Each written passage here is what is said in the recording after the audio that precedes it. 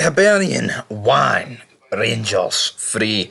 Capital punishment. Rangers, the much better team today, as they've seen off Hibs. The worst thing about the day was conceding very late on for Rangers. But before the game, we got some bad news. Connor Goldson is out for 10 weeks with a foot injury, and there's going to be a push, a rush against time, whether or not he's back for the Champions League qualifier. So that is a big blow. But there is, it's not all doom and gloom because we won the game and also we do have a transfer window. So it's not like we can't bring anyone in because let's be real, I think there's going to be a lot of comings and goings. But it did see Leon King come into the team. So we actually had a Scottish goalkeeper and two Scottish centre-backs in Suter and King. I thought McCrory was a bit shaky today. He's not at fault for the goal that Hibbs scored. I feel King was at fault for the goal. I mean, Hadji kind of does lap the header, but King loses his man. So, kind of 50-50 there, but not going to borrow the players too much. But again, it's a set-piece mistake that we've seen countless times. And again, if we're winning 1-0 and this is a crunch fucking game and we need to win, it would have ended 1 each. Yes, ifs, buts, maybes, but you need to cut defensive mistakes out of us. Because see, during title 55, right, we literally made no mistakes. We fucking conceded about 9 goals all season. That's the levels you need. That's the levels you should aspire to be. Not conceding about 4 set pieces every week. Honestly, but the game started off. Big John Suter hits the bar pretty much immediately. We have loads of corners for like either team. Nothing really, glaring like, oh, McCrory made this great save. He did look a bit nervous in this game, and Marshall wasn't exactly spectacular for Hibs because we'll get to that in a wee minute. Nisbet has a header that just goes wide, but McCrory did look a bit nervous.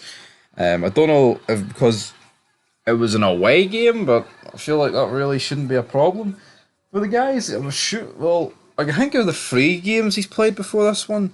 Maybe he did play one away from home, I'm not too sure, but I don't know, man. We get a free kick. Yep, Cantwell does go down very easy, but you know what? There's hundreds, thousands, millions of these soft fouls in football. They just happen, right? It's like the Chris Boyd penalty analogy. Soft, hard, boiled, scrambled, an egg's an egg. Alright?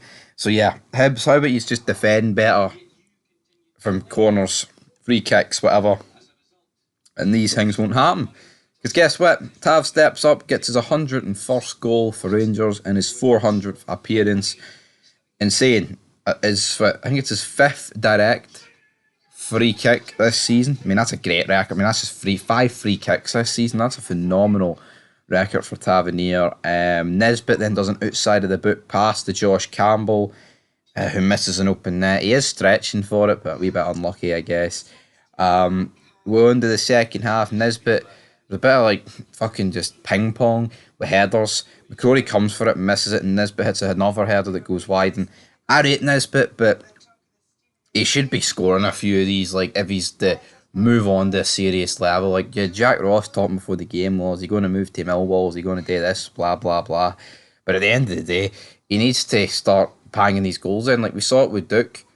He came to Ibrox and was like, that should be the perfect opportunity for this guy to show himself to Rangers, like whether or not Rangers will make a move. But again, Ars kind of went, and I did make that fit about 5 Scottish Premiership strikers that they should sign. And I did say, if I had to choose any of the 5, I would probably go with Shankland and Van Veen. But I wouldn't mind Nisbet, to be honest. But Duke and Mafowski, I don't know. I feel like the Barry Robson hype train is about to derail. After this, though, Hadji, balls played through to him. He shoots, looks like a handball, but we'll never know because it didn't matter because he hits the rebound in with his left. An absolutely great finish there for Yanis Hadji. Great to see him. Nisbet then hits the post with another header. What can this guy do to score? The ball is slipped through to Tavernier.